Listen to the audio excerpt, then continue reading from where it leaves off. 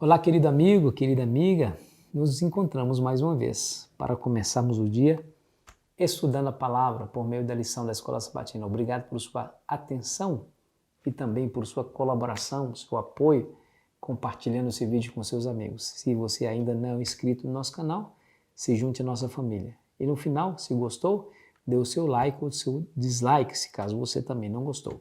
Tá bom? Vamos juntos, a aliança e o evangelho. Começamos a falar ontem sobre esse assunto. O evangelho é aliança é o evangelho. Ambos os termos são descritos como eternos, a aliança eterna e o evangelho eterno. Está lá em Apocalipse 14, versículo 6, quando fala que um anjo viu um anjo voando pelo meio do céu, tendo o evangelho eterno para pregar. A aliança, ela vem muito antes do estabelecimento da nação de Israel. Deus já tinha feito a aliança, por exemplo, com Noé. Deus tinha feito aliança com Abraão. E é sobre Abraão que nós iremos falar um pouquinho. Veja, por exemplo, como que o Evangelho significa salvação pela graça e misericórdia de Deus. O ser humano não consegue fazer algo para obter a salvação. Ele é pecador e nada pode negar esse fato. Então Deus, com a sua misericórdia, com o seu amor e através da sua graça, salva o ser humano mediante a fé que ele exerce no dom da graça de Deus. Veja que isso foi uma realidade na vida de Abraão. Veja, por exemplo, Gênesis 15, versículo 6, que diz assim, ó, ele creu no Senhor e isso foi imputado para justiça. Paulo, muito tempo depois, séculos depois dessa experiência de Abraão, refletindo exatamente essa história, ele nos explica que a salvação sempre será pela graça e não por obras da lei. O que eu vou ler para você está em Romanos capítulo 4, versículo 1 em diante, que diz assim, que pois diremos ter alcançado Abraão, nosso pai, segundo a carne?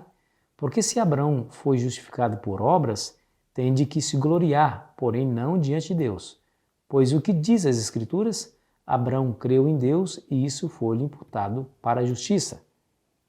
O que é interessante é que Abraão foi escolhido única e exclusivamente pela graça e a misericórdia de Deus. O que Abraão tinha de bom para oferecer a Deus a não ser a sua crença e a sua fé? Ele não era perfeito, um pecador, Deus mesmo assim o chamou.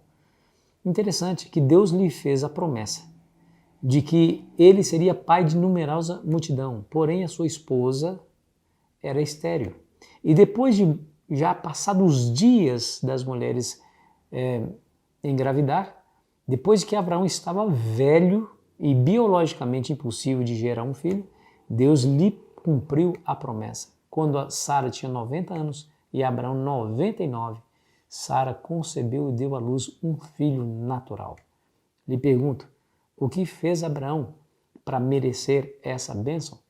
Nada. Deus esperou que a total impossibilidade humana recaísse sobre Abraão a ponto dele ter 99 anos para lhe gerar um filho, para que a honra e a glória seja dada ou fosse dada para o Senhor, demonstrando que Abraão não fez nada para obter a bênção.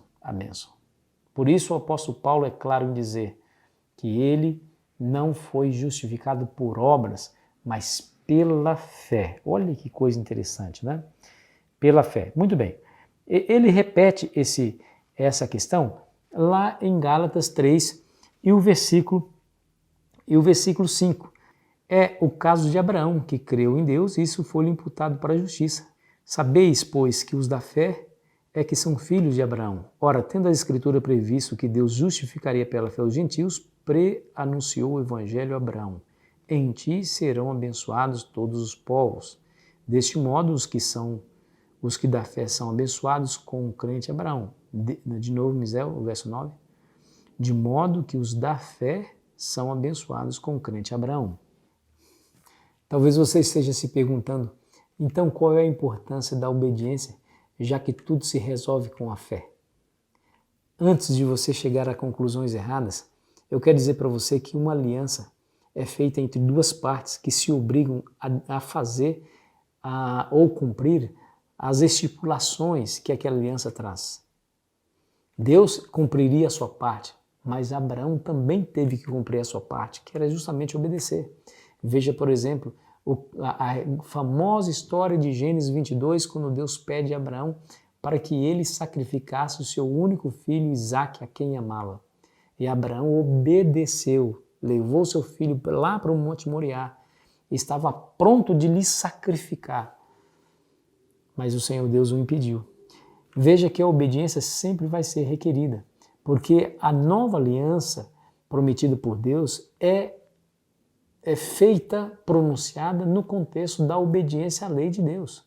Veja, por exemplo, em Jeremias 31, versículo 33, que diz assim, porque esta é a aliança que farei com a casa de Israel depois daqueles dias, diz o Senhor.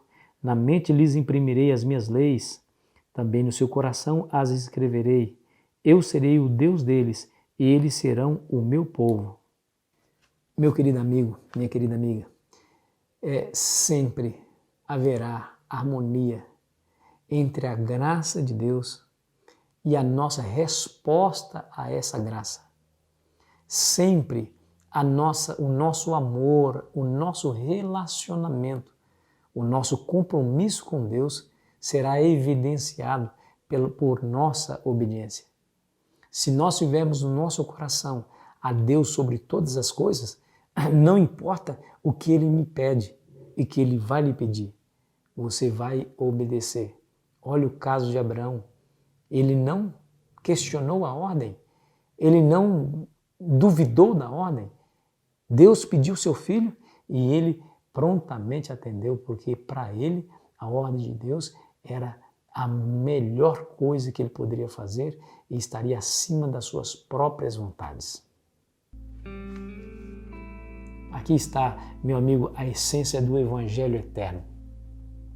Aqui está, o homem sendo salvo pela graça e misericórdia de Deus de uma situação pecaminosa, mas não para que ele permanecesse numa situação pecaminosa, mas que ele pudesse ser elevado da situação que ele estava para um relacionamento com Deus e esse relacionamento pudesse lhe santificar, a ponto de ele parecer com Jesus, pensar como Jesus, amar como Jesus, fazer o que Jesus fazia, odiar o pecado, amar a justiça, é isso.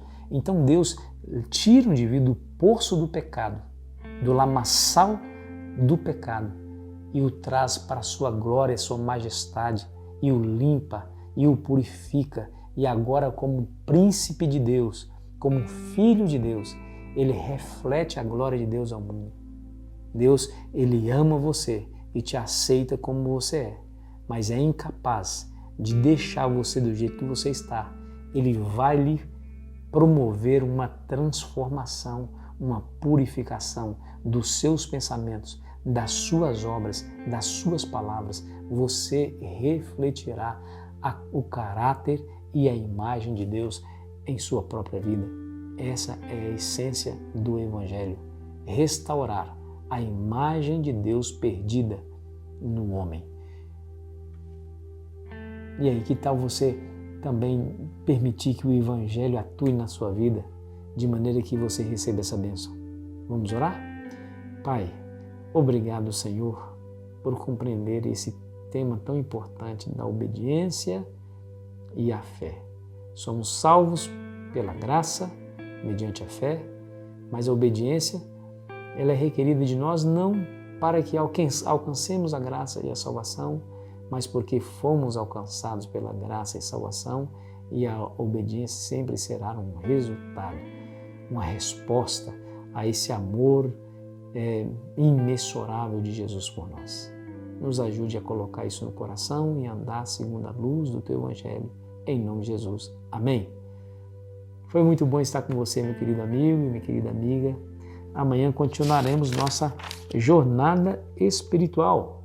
Aliança e Israel. Você não perde por esperar. Deus abençoe. Aproveite bem o seu dia.